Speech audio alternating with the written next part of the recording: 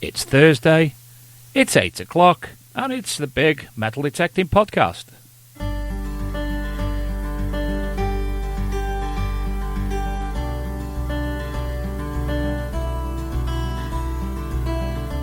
Welcome to the Big Metal Detecting Podcast.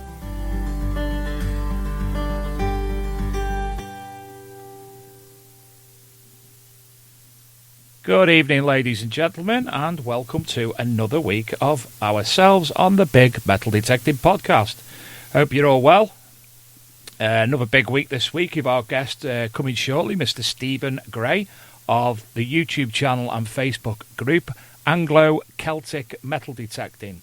Greatly looking forward to speaking to Steve. We've been chatting for a number of years now, which I'm sure we'll tell you about in a wee while.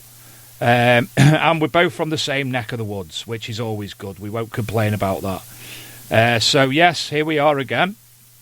As you can see, for the people who are not listening and are actually watching us on the video cast, hello, how are you all? Lovely new background. Me and Luke have been playing this week. Ignore me for a moment because I'm just trying to share to the video cast to different groups, and then we'll be on our way well and truly. So another week, and hope you've all had a good week. Please feel free to tell us all about what you've been up to, and any questions that you have this evening for Steve will be more than welcome, I'm sure. Straight off, as ever, I'm going to go through the news stories. Luke's in the background playing away. I won't be able to see what happens. Do you like our new background? Sorry, this way. Do you like our new background? We've been playing with a green screen, and you can see I'm wearing a hat. I never wear a hat, but the lights were popping onto my head and causing pixelation, so I've been told I have to wear a hat. So hopefully I'll be changing hats every week to give anybody who sends me a hat a bit of advertising, video advertising. So for those of you who haven't listened or watched before, the Big Metal Detecting radio show goes out live every Thursday at 8 p.m. We have multiple guests. We talk about anything in the archaeological or metal detecting community. We talk to our guests about themselves, about what they've done, about finds, about even as far as to go and discuss metal detectors, reviews, and pretty much everything, really. So welcome to the show. We've been going on for a while now. We work alongside All Metal Mode UK. And hopefully in the near future, maybe even this week, the show will also be going out a couple of days later on Global Detecting Adventures Network. So things are progressing nicely. First up anyway, because I want to speak to Stephen. So first and foremost, medieval and Tudor silver artefacts dug up by detectorists in two Bedfordshire villages belong to high-status people, experts believe. A seal matrix was found in Wilden near Bedford in 2017, while a hawking ring was dug up in Bletsoe a year later. Peter Revell, officer for the Portland Antiquity Scheme, said the seal was made for a merchant or landowner. Ian Richardson, Treasure Registrar of the British Museum, said they add more to our knowledge of the past. He said the ring or verval, dated from 1550 to 1560, have been tied to a falcon's leg to identify its owners. Beautiful little image, as I'm sure for those who are watching can see. Silver, obviously, ring, and it's got a picture of the falcon at the centre, and then wording alongside the edge, which looks like one of them looks like John. So it's obviously relating, as it says, to the person, but it's a lovely little silver ring nonetheless. Second up this week, from the Daily Express. Archaeology bombshell. Gold looted from Aztecs by Spanish conqueror discovered.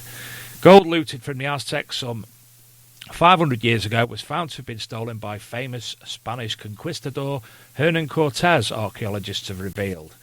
The 1.9 kilogram slab of gold was discovered in a park in Mexico City in 1981 by construction workers, and it's remained a mystery as to why it's there. So again, please feel free to pop along to any of your normal media outlets to find that.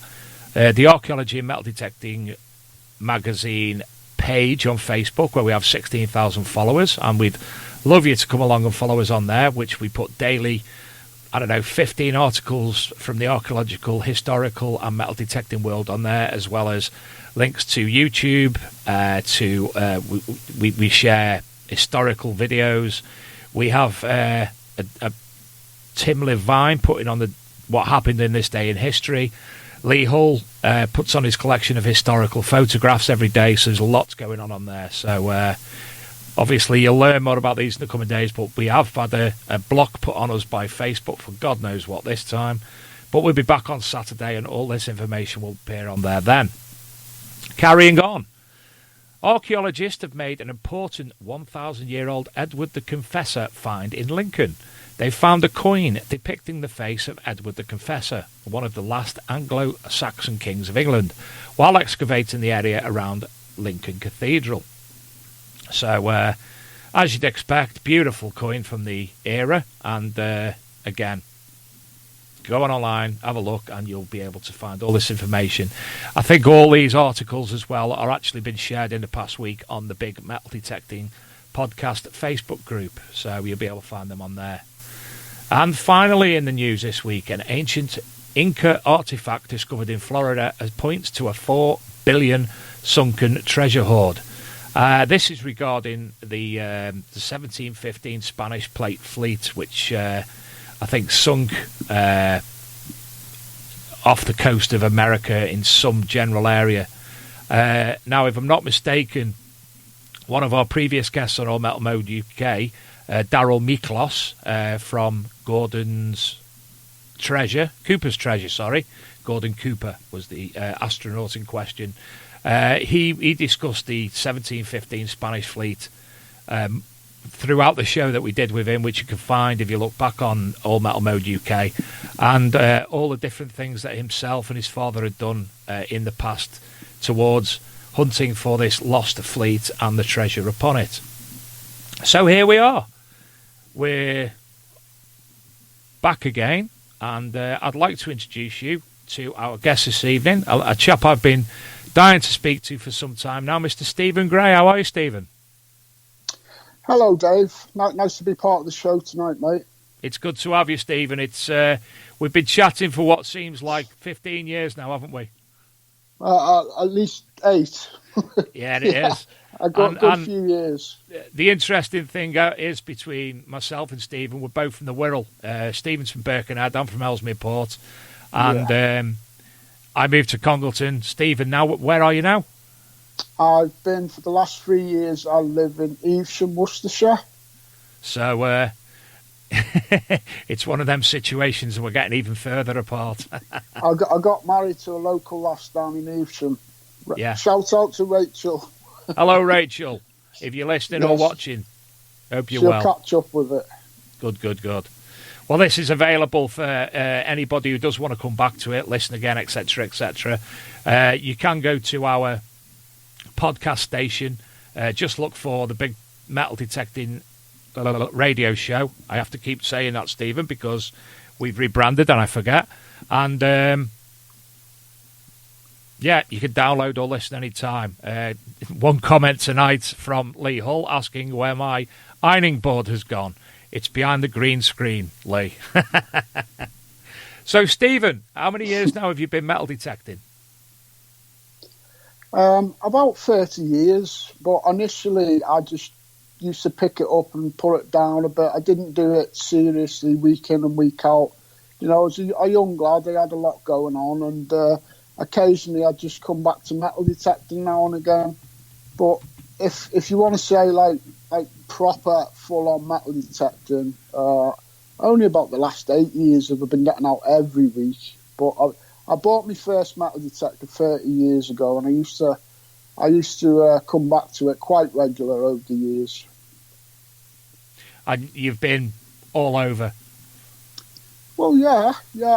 Since I've been networking online for the last 8 years or so, you know, it's like anything. You just learn your way around the actual hobby more so. With the advent of Facebook, it's like, well, yeah, you just learn so much online, and you learn where the best parts in the country are to go metal detecting. So with a bit of luck, you get out there and you make friends. And if you live in Lincolnshire or Norfolk or wherever, even better.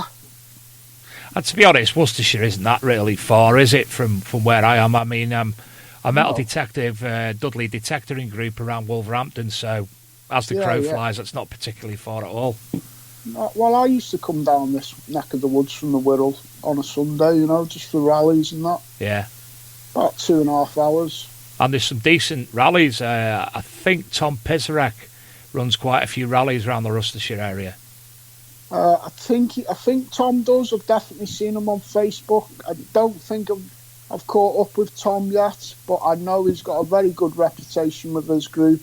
I know some of my friends have been out with him and found nice stuff. So while we're on the subject of like rally groups in the Midlands, I might as well give a shout out to some of the groups that I do get out with regular. I get out with the Clodhoppers a lot, with Sid Perry and Hugh Tranter and Dominic James Alcock. All the Tranters with the Clodhoppers. Lawrence, Let's Go Detecting Midlands. There's Phil Frag Hill. What's his group called? Heart of England, of course. Get out with them guys a lot. And Let's Go Digging. I get out with Paul Howard. So you get out more than I do. If you see me looking at my phone, if you see me looking at my phone, Steve, I'm not being ignorant, but I've been told to not concentrate on the newscast and look at you on there. But I have, because the questions coming through, you've seen some pop up now and again. They're coming through. They're coming through both by the Facebook feeds and via the YouTube feed. And I've got to concentrate on the Spreaker one because I'm getting all confused where I am. So if you see me doing things, I'm looking at my phone for text off Luke. He's trying to message me the conversation. I think I might have just picked up. Somebody just said in the comments, Jordan Henderson scored for Liverpool. Yes, he has. It's 1-0 to Liverpool. Okay, so I've just found the comments on my screen. So I'm glad they've done that, to be honest, because when my phone went by me, I thought it was Luke messaging, so that was a bit of good news anyway. I'm happy with that. Well, hats off to you two, because there's a lot of technology going on here. I don't think I could master all this myself. I can't myself, Steve. I can't myself, honestly. Yeah, fair play to Luke. So, the concept of the Anglo-Celtic metal detecting YouTube channel, how did that come about? It come about, you know what I've just referenced, where I said I used to pick up the hobby and then put it down while I was busy working and stuff. When I came back to it seriously about 8 years ago, I didn't know how to get out myself hardly. I'd been on a few rallies back then, but I had no friends in the hobby, and it seemed like there was more obstacles to getting out in the fields than there was, answers, solutions. So I just started networking online, initially on Facebook, and I was always after.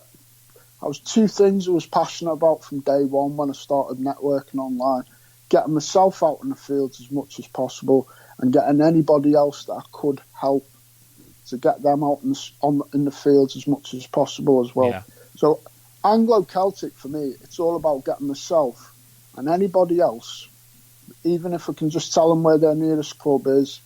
If they just ask me, they can be at the other end of the country. But because I've got all the connections and I've been doing it for years now, I might know who their local club is. So for me, Anglo-Celtic just means getting out digging and having a laugh, and that's what it's about, Dave.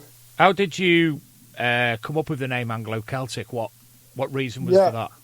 Good question. Well, my own personal ancestry is Irish and English. I'm about half Irish, half English, so Anglo referencing the English part of me, Celtic referencing the Irish part. So it just popped into my head one day. And it works because you've got a hell of a lot of views, a hell of a lot of subscribers. I don't know. I'm not massive, am I? I'm not massive, but I don't really try and I'm not one of these tech geeks, or I haven't got time because I've got a full-time job, so I can't smash it, but I do enough to get noticed, and I have great connections in the community. You certainly do. You certainly do. Yeah. Do you know, I went for a walk when we were at Detectable last year. I think I was going down to get some more magazine because we dropped a load of magazines off at the main entrance. And I'm walking down. I thought, I'm sure I know him. I'm sure that's Steve Gray. I'm sure it is. I'm exactly the same, Dave. No, it's not him. It can't be him. No, it is him. No, it's not him. Yeah, it was you. And I didn't say hello. Yeah. Oh, Dave, but you know, I'm terrible for that. It's not because I'm ignorant. I was probably thinking the same. I was probably thinking, is that Dave Sadler? Is it?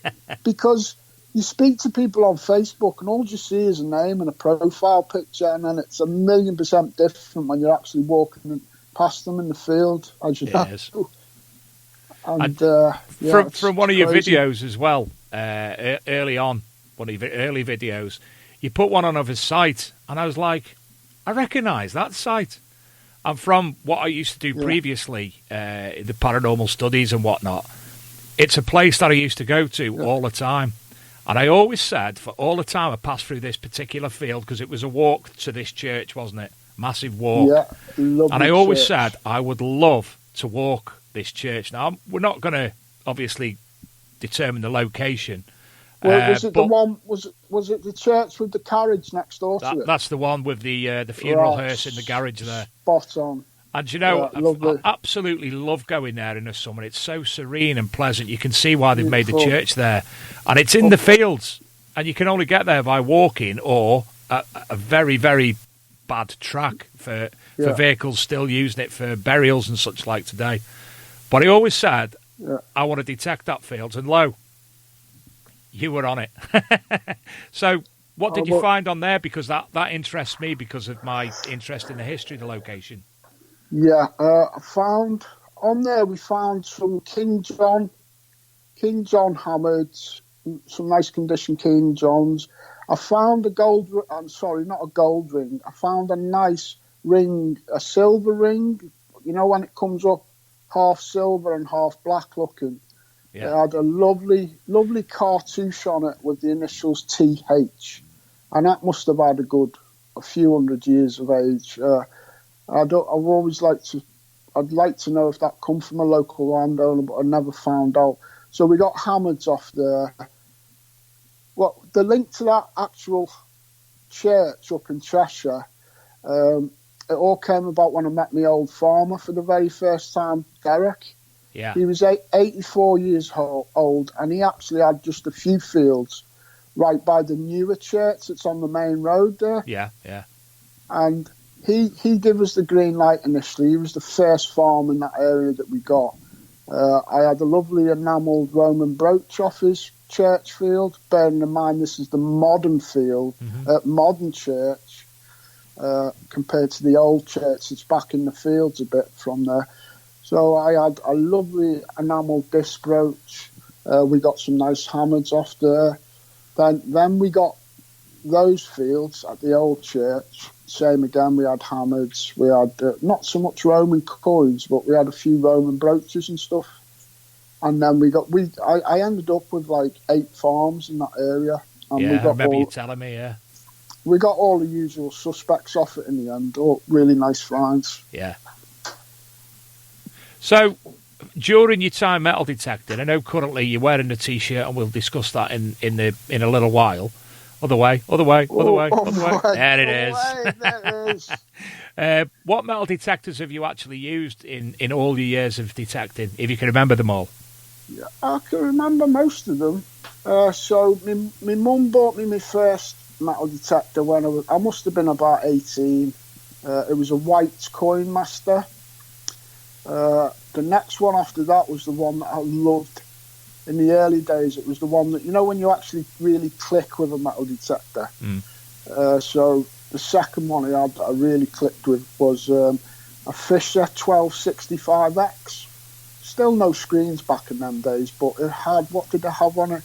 A little trigger that you could set your discrimination, like double discrimination. So you could set one lot of discrimination fairly high or medium, and you could set one, like knock it right out as well. So you could have one high and one low, and you could pull a trigger, I think it was.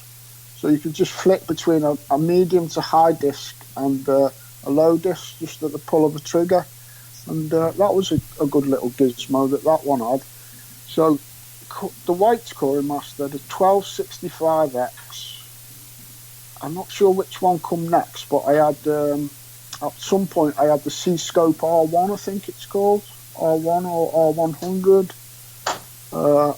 I got the Minelab Explorer SC. I had that for about 6 years, never found anything with it. Not because it wasn't a good machine, but I just couldn't master that one.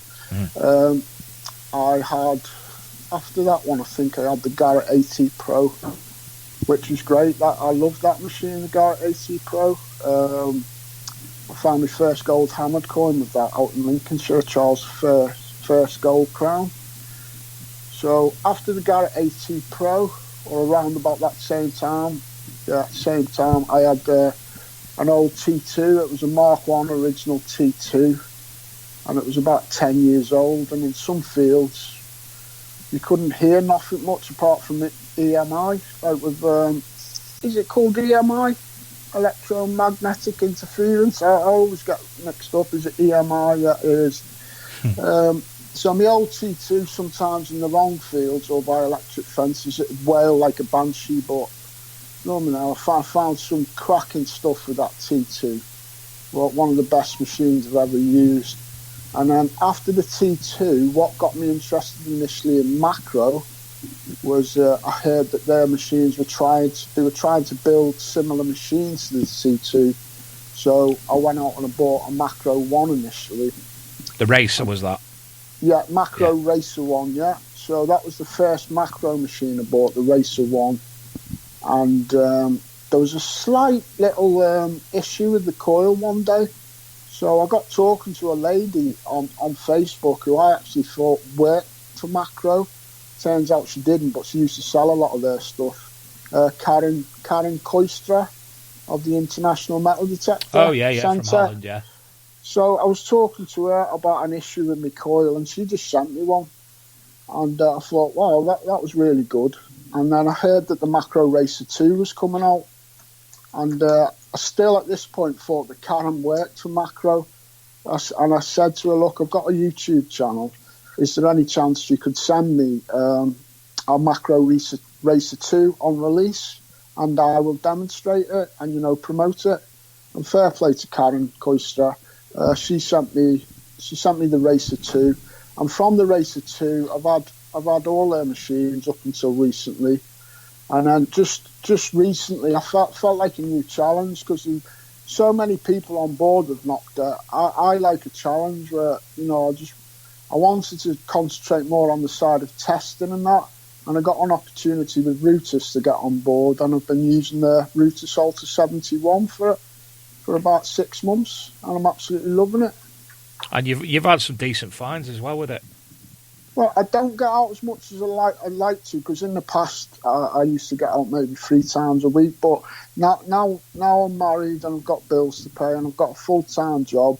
I get out once a week, and I've had a hammy with it. Only one up to now, but I've had a few Romans. Just flicking through a lot of the preset programs on it.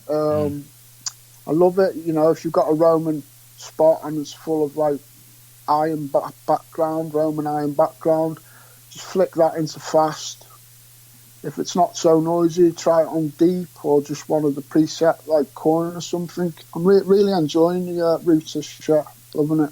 And do you feel it's as quick as it's suggested? Because Luke says how quick it is. He says all the time.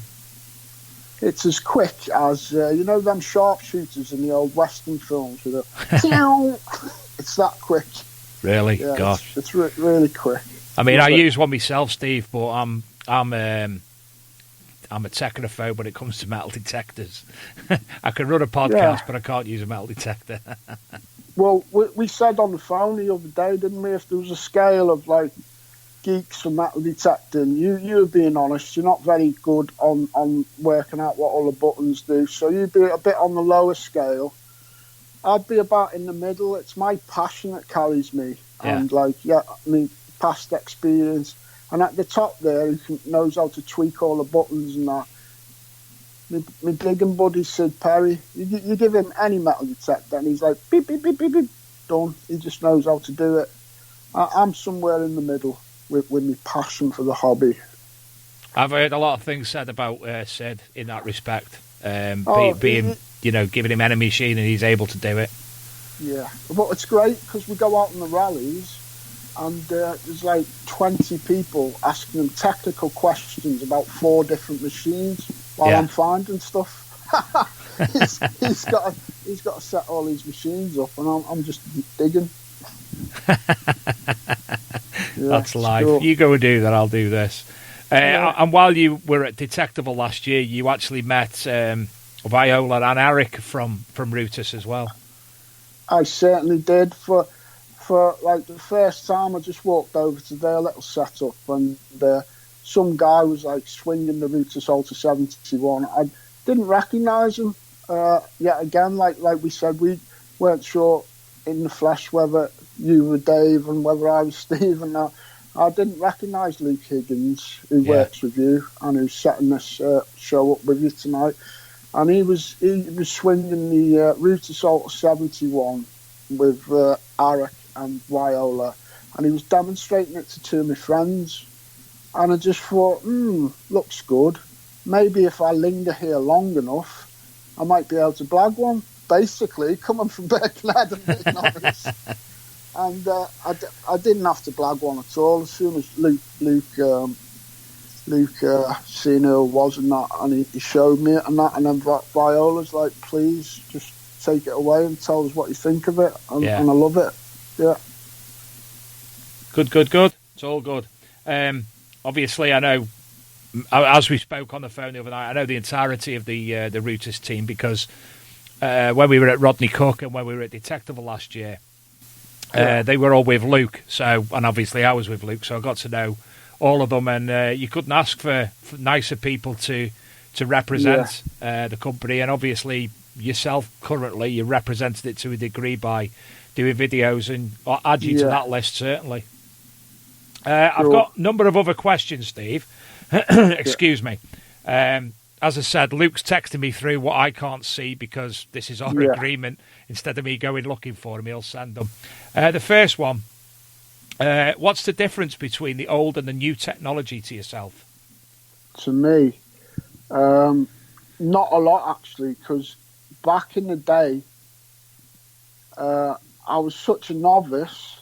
That technology that they're referencing as old technology, it was all new to me, and it was all it was all a bit tricky, and there was nobody there for me to explain any of it. I didn't have any buddies, didn't have nobody. It was just me and a parcel that come through the post, and I had to work it all out for myself with no help from anybody.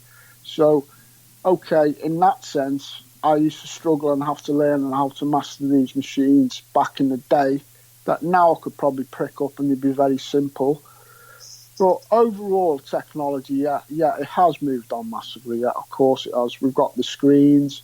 You've got all different brands are doing how they set the frequencies up in certain ways. Like with XP, I think a lot of it depends on what coil you're using. A lot of them are like you can update over the internet. You can update your machines now. MineLab, they've got multi-frequency. So yeah, the hobby has moved on massively. You're going to be picking up, if you really master one of these newer machines that's come out in the last 18 months or so, some of the, like, if you say £600 to £800 range, £1,200 range, from about the £600 range to about the £1,200 range, if you apply yourself for 6 months and you really master these machines, you're going to be digging hammered coins fairly deep, and you're going to be digging the small ones. I always like to dig a really small hammered coin. That's when I know, or a small Roman. That's when I know I've mastered my machine and it's doing a good job for me. Now, Luke's got a video to play on the video cast. The recovery speed of the Altus, he actually showed me this. Well, when we were playing the other night, he had it on playing to show me what was what. And when it's loaded up in a minute, that's going to be on. I think it's a 15-second video, which obviously will only be for viewers. So as soon as that's running, Steve, we'll cut off for a second, and I think you'll be able to see everything that's going on, don't you? Okay, well, we'll see, mate. This is baffling me, but it's really, it's impressing me how you're doing all this, you two guys, tonight. It's cool. It's bloody hard work, I'll give you that. Kudos for Luke. And he even rang me today, obviously, on my way home from work to say, right, had a chat about everything and to go, right, we've got Steve in place. Can you send this over? Can you send that over? And he's baffling me with more applications to be added to what people are seeing now. I didn't have a clue what he was on about. But hopefully... Boffin. Sorry? Top tech boffin, Luke. Oh, yes, he is. Well, as you know, the prime example is the routers knowing how to use that. It took me a while for people who've listened for a long time, Tony Kaywood, Scotty B, the DeBays, Steve Pettican, they'll all tell you how the show's actually progressed from when we launched, because, when we launched was at the Rodney Cook Memorial. I'd done a 15-minute interview and forgot to put the microphone on. That's what happens, mate. So all these little things we've learned bucket loads, absolutely. I mean, another thing tonight, you'll see I've got black T-shirt on, because when we done the thing the other night, I had a Liverpool top on and red and green. Yes. Why wouldn't you have a Liverpool top on? Of course, everybody wears a Liverpool top when they're not on this show, I think, no? I do. So I've got to have a black T-shirt on so it don't blend, and I've got to have a hat on so the bloody lights above me don't pixelate me on the head. So, Luke, whenever you're ready, please play the video, if you will, for the Rootis recovery.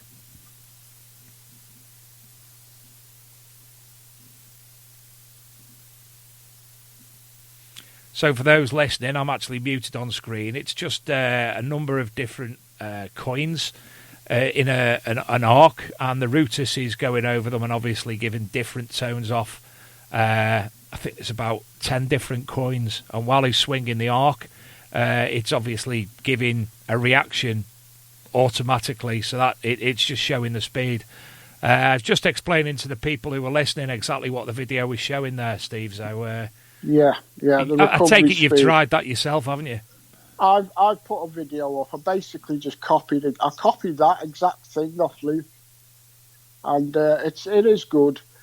I like to experience it in the real world situation when it's in the ground, and when we've got targets, that we haven't dug, and you're in the Roman iron and stuff, and it's being masked, and that fast recovery will pick it out. It'll pick the good small targets out. It's great. I love it. Yeah. It's also sorry, Dave. Carry on. It's also known for being a very deep machine. That router, Salter 71. I'll totally admit, the first time I seen a router Salter 71 was about 18 months ago. I think Wyola must have sent one to Sid Perry, my mate, and he was in the park making one of his videos, and I was with him, and I just thought, I don't know. It looks a bit complicated, and it's probably something to do with the colour as well. Yeah. Looks a bit like a hospital crutch. I don't care. I've used it. I absolutely love it. It's another top machine, and I can't wait to hopefully do a bit of testing on their next one. I've been through a range of machines like yourself. Got analog machines. Early C-scope when my dad handed down to me. What did I have next? I had the Xterra 705, and do you know, Steve, as you said about the Technics, I think you said before, the T2 was your go-to machine. Really, honestly, the Xterra is the only one that's clicked with me, and I that's what you need. Well, you should actually go out and use that then. If you clicked with it, I got rid of it, but I'm going to have to pick one up in the future. since then, I've played with Macro Racer. I've played with another the Nocta, one of the Nocta machines. I can't remember what that one was now. I even went as far as the E-Track, but that was just by far too baffling for me. And now obviously I've got the Rutus. Bog on my brain. And as I told you the other night, and I'm sorry for the Rutus loving at the moment, as I told you the other night, there's an app for Team Rutus UK, and it's got all the different Team Rutus members' settings for what they use.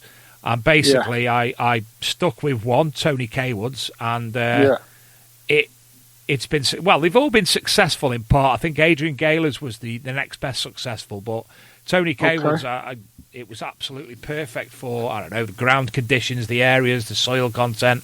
Everything was absolutely perfect for me. Yeah, cool. So, that's what you want, isn't it? Anything that you can actually just gel with. Oh, yeah. I mean, I'd like to use a Simplex, because apparently, being as simple as it is, the name Simplex would be, for me, perfect. Well, you know, I tried one the other week, a Simplex, and it's not bad. But obviously, all the tech that's in it for the price, it's very good for the price what you get. Yeah. Going back to fines, Steve, somebody said about fines and what have you. One of my favourite finds of yours, a number of years ago, you actually wrote an article for the Archaeology and Metal Detecting magazine, and that was unfortunately before the site crashed and everything was lost. That was, I think that was the first incarnation of the site, and then obviously we've had to reinvent it several times thereafter for different reasons. And it was concerning a medal for cricket or something from somewhere in Australia. Oh no, that's my cricket belt buckle. Belt buckle. All these pictures that are coming up now that we can see me Charles I gold coin there, these are all my finds. And I did send you the picture of the cricket belt buckle. Yeah, it's one of my favourite finds. It's like a snapshot of a Victorian cricket game. There's 5 cricketers in the field and there's a church in the background. And when I originally found that, I blew my mind. And a lot of people on the English Facebook groups liked it, but I wasn't getting a lot of feedback from England. So I posted it in an Australian group, knowing that the Australians like cricket. And a guy from Australia, he had found another cricket buckle, and we started talking, and we were speaking on Facebook for about a year, me and John Hilton Smith. And basically, out of those 2 cricket belt buckles that have been found on the other side of the world from each other, was born a friendship with me and John, and he's been coming over every September and bringing friends with him when he can. So he comes over to visit and that. And that's the story of how I want to get to it, how a metal detecting find can forge a friendship, something as simple as that. Absolutely, yeah. I mean, not only can it make friendships, but metal detecting itself, it's like when I was going out digging in Birkenhead, there was you couldn't find hammered coins, and this is how Facebook helps as well. I'd heard that 2 guys, a father and son, fairly local to me, they lived up Tranmere way. They were doing well on the Wirral Peninsula, and they were finding hammered coins, but I didn't know them. So I just kept asking around Facebook, who's Steve Niche and who's Wayne Niche, father and son. And Facebook plugged me in eventually. I asked enough people, got speaking to them on Facebook. They knew me. They were local to me.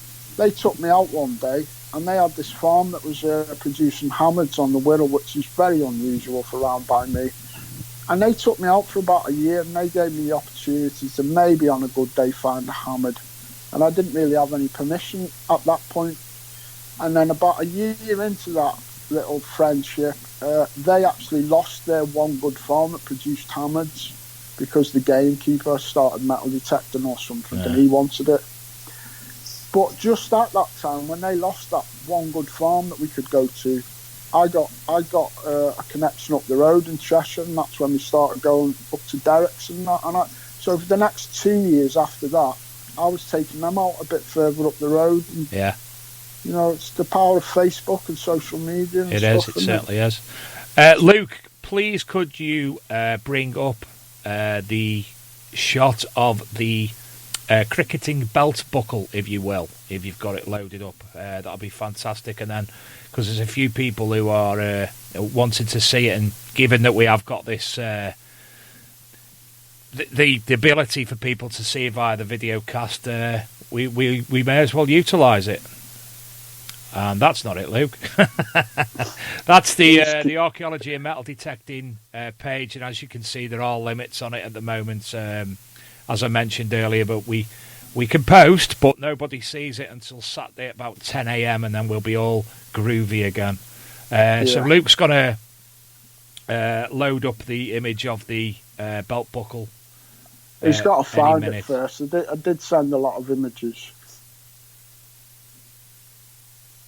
So I'm just messaging him just in case he can't hear me, because I don't know what obviously goes on the other side of that. But moving on anyway. Yeah, cool. We'll get back to that. Oh, here we go. Could this be it? No, he's going back to the... he's putting a spool of your images on. So that's one of the Amids and whatnot. So I think he's just going to go through and try and find it anyway. Yeah. Detectable, Steve. What did you actually think? Were you there metal detecting, or did you just come down for a visit? I've been to about the last 3 or 4 detectables. Mark Beecher, who puts it on, because I'm a YouTuber and that. Fair play to him. Mark is top guy. Like a lot of these rally people who put rallies on, he lets me on free. He lets me bring me missus. We go along. We meet people who like my videos. We bump into people like yourself and Luke. I do a bit of both. I do some network and I do a bit of digging. Mm. What do you think of Detectable as a whole, the experience? I love it. Like when we went back to that question earlier about what does Anglo-Celtic in itself mean, and I said to you, it's all about myself getting out in the fields and helping other people get out. Well, what could be better than Detectable? Absolutely. And it's not just about, obviously, metal detecting. There's so much more that actually takes place while you're there.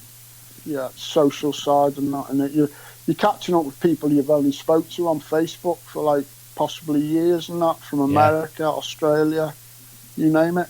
And it's the same for us. We obviously have the our stall there, and at Rodney Cook, and this year at Detectorcon as well, and several others. And it is a way to meet people, because that's what it's all about at the end of the day. I will be at a lot of the big rallies this year, because Viola from Rootus asked me the other day if I'd actually become part of the Rootus expert team. And so obviously anything that Rootus are involved with at the big rallies this year, I'll get out there and I'll represent Rootus as an expert. You're going to have to give Tony Kaywood your settings now, so people can look for your settings then. Shout out to Tony Kaywood and all he does for the brand. He does loads, and I know he's a good friend of yours, Dave. So it'll be nice to hopefully meet him one time this year for the first time. Last year, again, if it wasn't for knowing Luke, I wouldn't have met Tony. He come up at the Detectable. He went, "All right, Dave." I was like, "All right, mate. It's me, you, Tony Kaywood." Bloody hell it is. Cool. So it was nice to put a name, and he ended up sitting with us for the entirety of the weekend. It's crazy.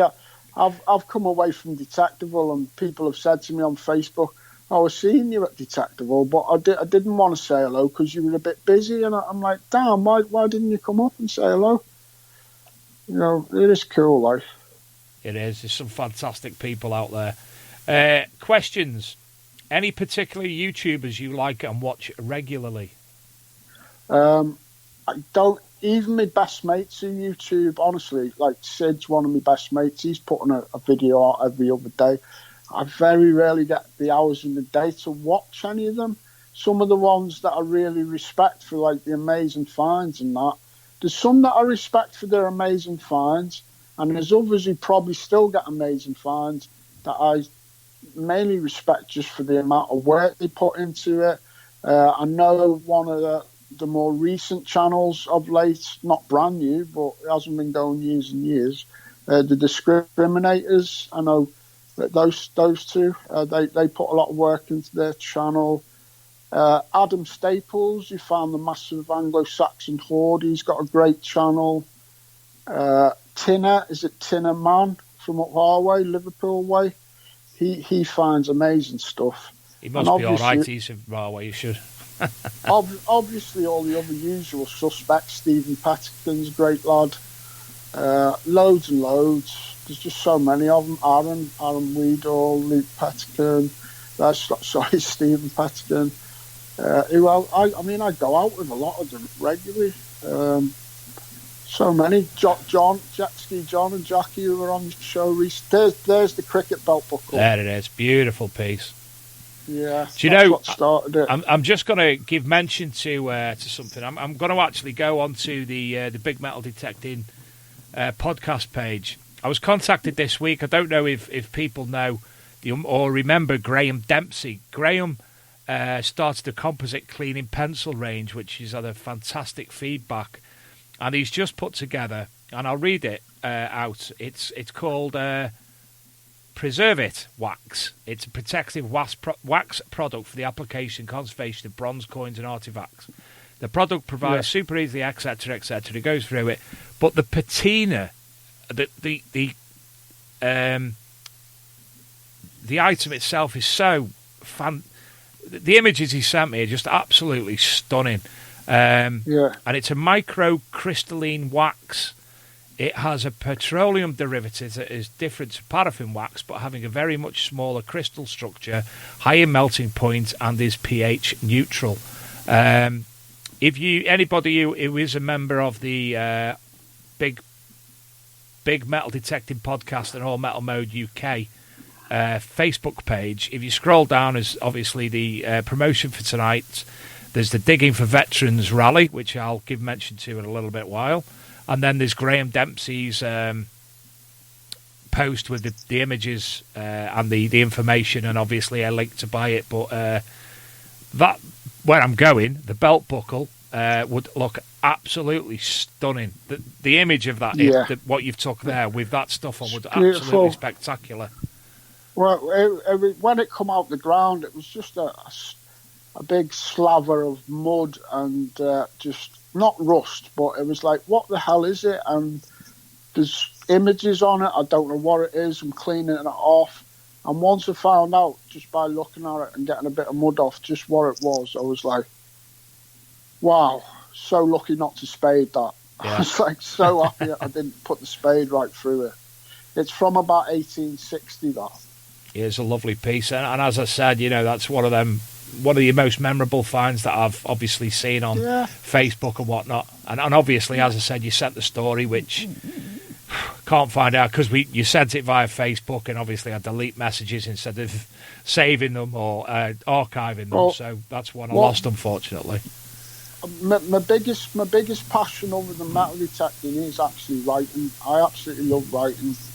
And I write stuff on my Facebook wall all the time. I write a bit of poetry. I just trip out on history and sometimes combine the two or whatever. Luke's been sharing a number of your posts on our page, and you're having a lot of feedback. There was one in particular you talked about your past, some of the issues that had your past, and how metal detecting helped save you to a degree. Yeah, no, and there was so much good feedback, and thanking you for actually posting that. Well, I'm always of the idea of I don't hide my past, because I had a hard life, and I used to work away as a youngster, and I worked away on the motorways. I was helping build the M40 down in Banbury, and when that job finished, when I was age 21, I went back to Birkenhead, and basically Birkenhead had been decimated by hard drugs, and unfortunately all my friends were into it, and I lost about 24 years of my life to it, and metal detecting got me clean away from that. I can only thank metal detecting and my own self-determination, really, and my family. So it means a lot to me, this hobby, of course. And I appreciate you actually opening up, and I'm sure everyone else who's listening or watching appreciates that as well, Steve. It can't be easy for you to actually speak about your past in some respects. Well, I'm actually, because I'm a writer. If I get on that subject, I don't actually mind writing about it Yeah. because I enjoy writing, and no matter what subject it is, I always try and come at it from a writer's angle. So I want to pad it out and I want to tell a story, and I know by doing so, it does help other people. I know for a fact there's people up and down the country with metal detectors, hopefully a very, very tiny minority, who are going through similar issues to what I did in the past, and it certainly helps them. Now, I'm in two ways where to segue here, so I'm going to go for the first one. When you're talking about people with issues, obviously, what I mentioned before about the detecting for veterans, it's a different issue, obviously, but you know, a lot of it helps everyone, doesn't it, mate? Exactly. People who are coming, you know, from service with post-traumatic stress, with injuries and what have you, it helps a lot. And they've got a summer weekend rally from the 18th to the 20th of September in Ancaster in Lincolnshire. 300 acres of Roman history, free camping, licensed bar, marquee, full weekend ticket, sponsored currently by Crawford's Metal Detecting and Mine Lab. So for more information, jump onto either Detective for Veterans or any of our pages and you'll see that poster on there. So that was my first segue. My second segue was writing. As well as writing an article for ourselves in the past, you've wrote a number for Treasure Hunting magazine too. Yeah, I love writing for Treasure Hunting magazine. I love to put like about 4 or 5 pages together for them. The number one writer who I respect the most in the hobby, who writes about archaeology and metal detecting, is Julian Evanhart. And years ago, I was actually sitting on my bed in Birkenhead reading one of his books, Beginner's Guide to Metal Detecting, and a notification went on my phone. This is when I just joined Facebook, and I put 2 and 2 together. I've got hold of this book with his name on it, and his name's just pinged up on my Facebook. So that was years ago. I've been in touch with Julian ever since, and he's just an amazing writer. And luckily for me, you know, I don't know how I can say this without sounding conceited, but he really rates me as a writer, and so basically he encourages me, and I love it. And I want to write for the Treasure Hunting magazine, and I'll do some for your Archie magazine as well. Much appreciated, thank you. Of course, anytime. And as you mentioned about Julian, I'm sure, if not everybody, most people listening and watching will have the exact same sentiments, because I certainly do. And the big news is that he has agreed to come on in the coming weeks, so hopefully end of February, beginning of March, we'll have Mr. Evanhart on as a guest. But he's agreed to come on anyway, and I'm looking forward to that, because so many things I'd like to speak about. Do you prefer stubble, pasture, ploughed or rolled land to metal detect on? I want all of them. I want like a field split into like 4 with a bit of all of it. I just love it all. But if we're serious, any of them, as long as I can hear the iron crackling underneath. I run my machines with zero discrimination, and I'm guided by the crackle of the Roman iron. I love it. So be it, you know, if I'm struggling in stubble and I could go on a nice rolled field, well, if that rolled field isn't speaking to me, I'd rather go back in the stubble on that iron. Yeah. You know, I just love having my machine wide open, listening for that crackle. And it's like a fisherman with a reel, and he's just trying to get that half signal, that little tiny blip in amongst the iron, and reel that little find in, that little Roman or whatever it be. Nice analogy. The only thing I can't metal detect on is a beach. I hate it. I absolutely despise it. There's nothing worse for me than metal detecting than going on a beach. John Bradbury, John's Detecting Adventures, who we had on a couple of weeks ago, and a fine YouTuber. He should get a lot more credit. Is John's Detecting Adventures, as I've just said, for people on YouTube. Have a look it up. He's again very, very, very passionate, and we spoke a couple of weeks ago, and we're hoping to organise probably in March some form of meet up on Blackpool Beach to for whoever to come along and take part. Again, meet, chat, discuss, look at each other and metal detect the beach with somebody who actually knows how to metal detect the beach to help them. So maybe to organise that. It's a fine art, and I've come to the conclusion I'm never going on a beach again myself unless a proper beach expert takes me and teaches me. I never pretend to be a know-it-all. You know, you're always learning in this hobby. I've had a message off Luke. We know he's in the chat room, Mr. Sid Perry.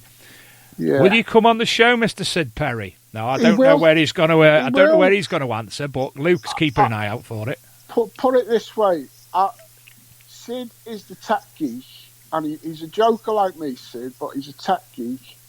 But I give good interview, whereas Sid's a bit nervous when he comes on these things, but he'll come on. Because I've just seen a message ping up on my own Facebook Messenger that I can still see if it pings. And it was Sid about a minute ago. He said, Steve's smashing it on the podcast. Fair play.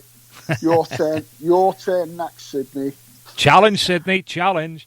Joe, I actually spoke to him on Detectable. I rang him up via Facebook and he must have looked at his phone. What the hell's he want? Alex Savage couldn't find him anywhere. So I had to ring him on Facebook and ask him. Again, lovely chap, and I can't for the life of me remember the lad he goes out detecting with, but he was with him, and again, another great lad that I met at Detectable. He'll know who he is. Dean Hunter, Noodle, there's a few of them. Shout out to Dean Hunter, massive shout out to Jordan Button. Do you know what? There's some characters in this hobby that you can't go wrong with them. They're just brilliant. They give you the last penny. They would take you on the best field. Jordan Button, top guy. Noodle Hunter, isn't it? Dean Hunter. Yeah. Dean. I notice Alex Savage pops up all the time, tagging him with pot noodles. Yeah, certainly. Shout out to all them lot. Of all the finds that you've had, Steve, what is probably your favourite find? My favourite find is not my gold hammers. I've had 2 gold hammers. I've had a gold sovereign. I've had a half sovereign. I've had gold rings. I've had gold charms. It's none of the golds. It's actually a bronze that I found. It was a bronze Carausius coin. Carausius was... he was a Roman emperor, and basically what he decided to do was steal Britain for himself from his... No, sorry, he was the leader of the Roman fleet that looked after Britain, and he stole Britain off his Roman bosses over in Rome, and he'd run England himself, or Britain. He run it for like 9 years before he was killed. And when I found my first Carausius coin, I'd never heard of him. And what I actually found was a very special Carausius coin. It was in great condition. It's what's known as one of his legionary coins that was only used to pay his legions. And you know the legionary coins because they've got mythical beasts on the back. Mm-hmm. I learnt so much from that coin. So that's always up to now my favourite find, yeah. And what's on your wish list? What haven't you had yet, but you want? There's always something you ain't found, haven't you? I'm going to a Saxon area on Sunday down Salisbury, and I'm hoping to get a Saxon coin eventually. I've had Saxon artefacts, some lovely strap ends and that. I've not had my first Saxon coin, so that's on my wish list. Much else? Yeah, no. A Commonwealth. I've not had a Commonwealth. I haven't had it all. Do you know what I mean? Far from it. But I've had a lot. I'm certainly happy with what I've had. Of your images that you sent, there was one. There was a massive array of what looks like Roman finds. I noticed there was a dice in the centre. Oh yeah, it's a lovely dice about as big as an OXO cube, and I found that on a Roman hotspot out in Lincolnshire. It's definitely got to be a Roman dice, because the housing estate next to us, next to that field, was actually where the Roman mint was. Yeah. And I reckon the soldiers there was like a little pub or something, because we were finding like small denomination Romans, and in amongst all that I found found the dice. Yeah, there's the dice in the middle, I think. That's a lovely dice. And the two mine's gone blank. Brooches. Yeah, nice picture. That I love that picture. Is that something from the generalised area, or is that everything Roman? Because they all look Roman that you've acquired over time. No, they're Romans that are dug in about one year out in Lincolnshire, or just some of them. That's Fantastic. about half the Romans are dug in one good year in Lincolnshire. I dug about twice as much as that. Fantastic. Luke, if you can hear me, pop up any images that you'd like Stephen just to give a brief description and explanation about, if you wouldn't mind. Dave, how long have we got left to run? As long as you want, mate. I'm just looking at my phone. It's got 3% battery, and I don't want to be rude or nothing. Do I have to use these headphones? Yeah, you do. Listen, we'll end the show any second now. Obviously, on behalf of all the people who've been watching. There's my brooch. That's beautiful. There. Absolutely stunning, that. It's thanks to Sid that I got that. I had no petrol money that day. He paid me petrol money and he let me on his rally free. So, yeah, it's a lovely brooch. That. It is. What era is that? Not being au fait with eras. 13th or 14th century and silver annular brooch. That's gorgeous. Absolutely stunning. Marvellous. Dave, should we sign off so I don't just suddenly disappear? Yeah. Because we've got 2%. Thanks, Steve. It's been absolutely fantastic. I've loved talking to you. You've got obviously so much more we can discuss in the future. So, we'll give you a shout and sort something else out in the future.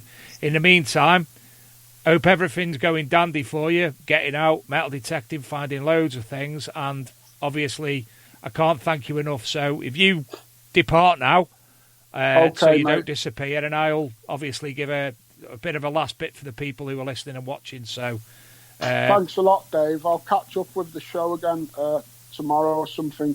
Fantastic. Again, thank you so much for coming on. Cheers, everyone. Good night, Steve. Take care. Good night, guys. Love you all. Bye. So that was Steve Gray of Anglo-Saxon Metal Detecting. I'm just trying to put the phone down to him on Skype. Anglo-Celtic. Sorry. That's me trying to concentrate on doing something else. Anglo-Celtic Metal Detecting. YouTube channel and obviously Facebook group, etc., etc. So please give it a look because it is really, really worthwhile going through there. He's very, as you've heard, he's very, very eloquent in his chat. He knows what he's on about, and that is exactly the same on the on his YouTube channel.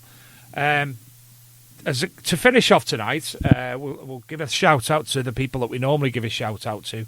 People who are listening for the first time tonight. I obviously can't see who's talking. I can click over. Runestone 54 Metal Detecting. Good evening to you, Matt. All Detect B. I'm just going through the people that I've not actually spoke to or mentioned before. I Detect South Wales. Pom Z or Pom Z. Vince 1648. Let's fix it. Thank you all for popping along tonight.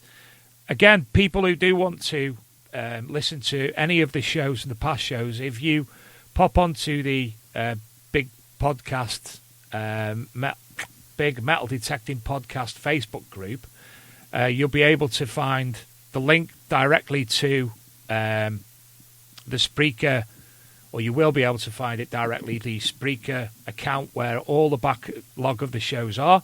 So you'll be able to catch up with everything from about last October that we've recorded.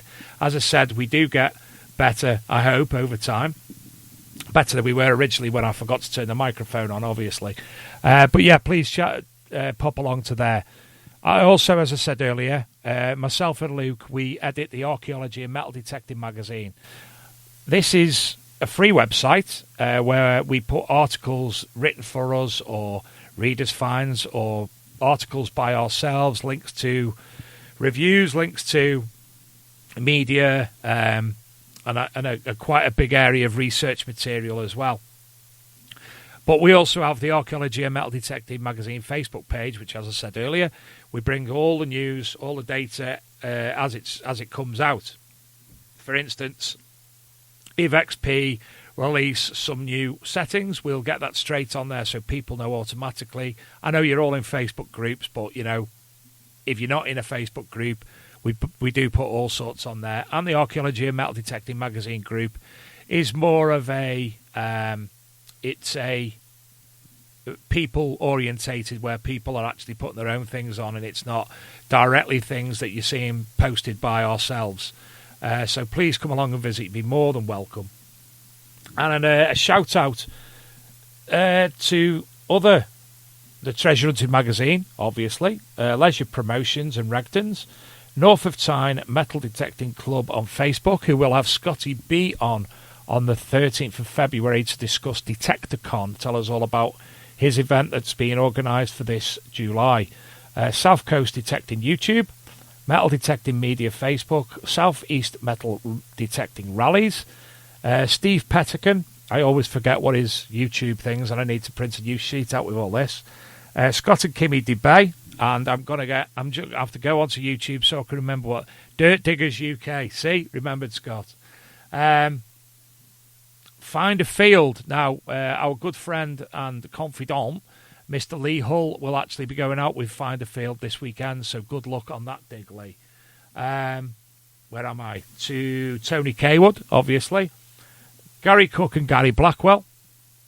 All other people who were involved in this show who I forgot to mention.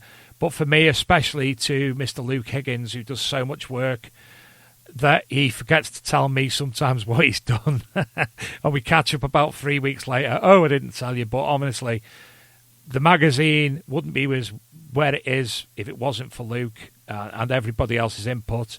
And what you're watching tonight, again, would be exactly the same. If it weren't for Luke, that wouldn't be looking like it looks. So thank you all. Hope to have you on as listeners again in the future. If you have any other people that you would like to request we contact or communicate with to actually be a guest on the show, we certainly will. Again, thank you ever so much to Mr. Stephen Gray for participating tonight. It's been a pleasure to speak to him. I'm Dave Sadler. This is the Big Metal Detecting Radio Show. Good night, everybody.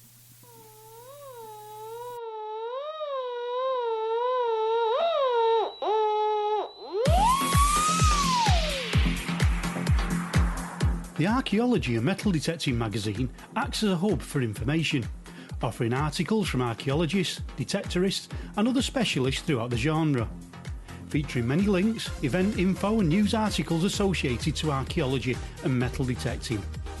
We also offer professional review services and promotion for books, resources, videos, documentaries, gadgets, equipment and much, much more. The magazine is run by the archaeological and metal detecting community for the archaeological and metal detecting community.